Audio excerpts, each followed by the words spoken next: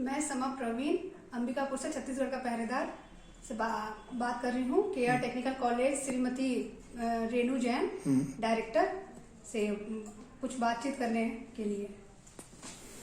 Hello ma'am. Question पूछिए। ये आपकी संस्था कब से काम कर रही है मैम? हम लोग 2008 से कॉलेज रन कर रहे हैं, केआर टेक्निकल कॉलेज। और सबसे पहले जो केआर टेक्निकल कॉलेज था ये गुरु घासीदास विश्वविद्यालय से संबंधित था और अब ये संत गहरा गुरु विश्वविद्यालय से संबंधित है। और हम संत गहरा गुरु विश्वविद्यालय से संबंधित मैक्सिमम कोर्स जो कि ट्रेडिशनल बीए, बीकॉम, बीएससी और पीजी में हम पूरे एमएससी के कोर्स जो होते हैं, एमएससी बॉटनी, जूलॉजी और कंप्यूटर साइंस और मास्टर इन सोशल वर्क, ये सब कोर्स रन करते हैं अपने कॉलेज में। यहाँ कितने बच्चे अध्ययनरत हैं मैम? टोटल इस सत्र में 600 बच्चे लगभग अध्ययनरत हैं हमारे कॉलेज में। अच्छा, अभी कोरोना काल में उनकी कैसे हो रही है पढ़ाई? कुछ सुविधाएं कुछ मिल रही है बच्चों को? जब तक लॉकडाउन चल रहा था तो हमने छात्रों को क्योंकि उस समय छात्रों का रिजल्ट नहीं आउट हुआ था और बच्चे लेकिन काफ़ी दिनों तक खाली बैठे हुए थे, तो हमने शुरुआत ही कर दी थी अपने कॉलेज में, जो कि कहीं शुरू नहीं हुआ था। हमने बच्चों को एक व्हाट्सएप ग्रुप बनवाया टीचर्स से और उनको आगे की पढ़ाई के लिए, जिससे कि बच्चे खाली बैठे ना करके प्रेरित किया हमने उनको। और उनको व्हाट्सएप के थ्रू मीटिंग, पहले हमने गूगल मीट से क्लासेस ली और जूम मीट से, फिर एक संस्था है sark.net, उससे हम जुड़ गए। और sark.net में ये फ़ायदा था कि स्टूडेंट्स जो हैं उनका अटेंडेंस भी हो जाता था और उनको हम असाइनमेंट दे सकते थे उसके थ्रू, तो उससे भी हम जुड़े। और अभी हम लोग फिलहाल में जूम या गूगल मीट में भी क्लास ले रहे थे। जब से सरकार ने निर्देश दे दिया कि आप खोल सकते हैं अपने कॉलेज में, बच्चे आ सकते हैं, तो चूंकि कई बच्चे बहुत दूर के हैं और वो संस्था में आ नहीं सकते, हम उनको थोड़ा परेशानियां हैं और हम उनको फोर्स भी नहीं कर रहे हैं, तो अभी हमारे यहाँ ऑनलाइन ऑफलाइन क्लासेस तो चल रही हैं, लेकिन जब टीचर पढ़ा रहे हैं तो वो ऑनलाइन सुविधाएं भी बच्चों को दे रहे हैं। जो कुछ बच्चे घर से क्लास अटेंड कर रहे हैं और काफ़ी सारे बच्चे कॉलेज आकर के भी क्लास अटेंड कर रहे हैं। मैम, अभी अपनी कहा कि ऑफलाइन क्लासेस चल रही हैं, तो ऑफलाइन क्लासेस करा रहे हैं आप, तो कुछ कोरोना काल के इंस्ट्रक्शन कुछ उसको फॉलो किए जा रहे हैं? हमने उनको, हम जब भी बच्चे आते हैं तो उनकी टेम्परेचर नोट की जाती है और उनको हमने निर्देश दे रखा है कि आप अपने साथ मास्क जरूर पहन के आएँ और सैनिटाइजर रखें अपने साथ। लेकिन कॉलेज में भी हैंड सैनिटाइजर है, बच्चा हैंड सैनिटाइज करता है और फिर घुसता है कॉलेज में।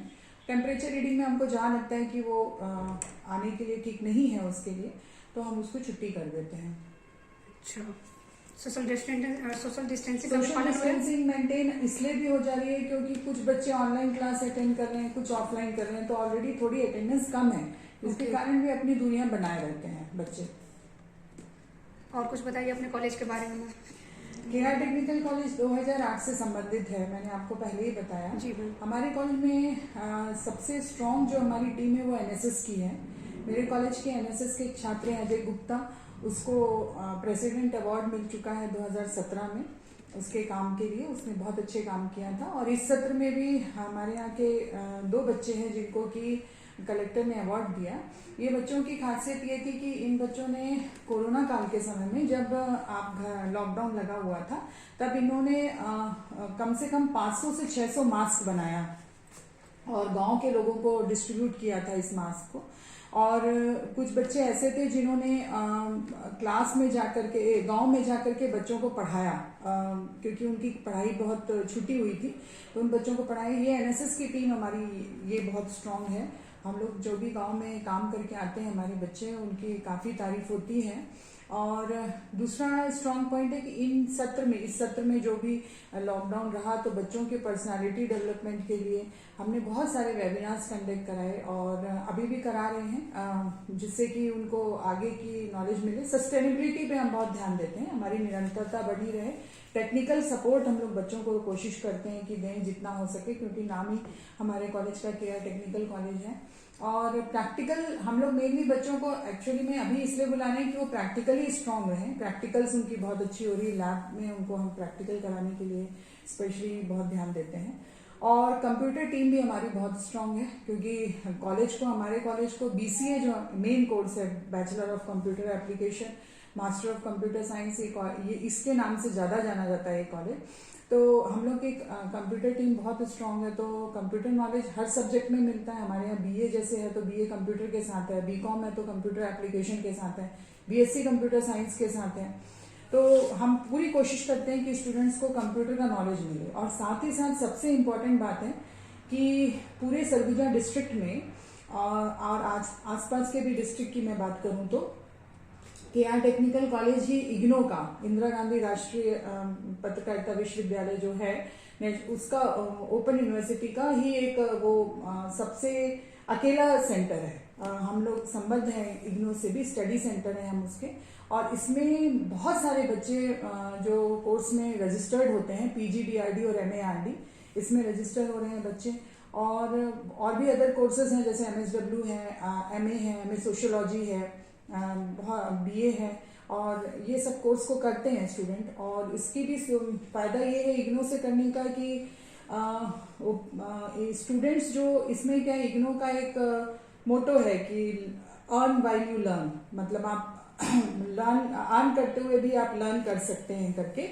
तो इसमें ये फायदा है कि बहुत सारे लोग रजिस्टर भी होते हैं। दूसरा ये है कि जो स्टूडेंट एसटी एससी हैं और गांव के हैं और पढ़ नहीं पा रहे हैं, तो उनको फ्री एजुकेशन है, मतलब वो पूरा 3 साल बीए का उनको स्कॉलरशिप के रूप में इस तरीके की फैसिलिटी मिल रही है।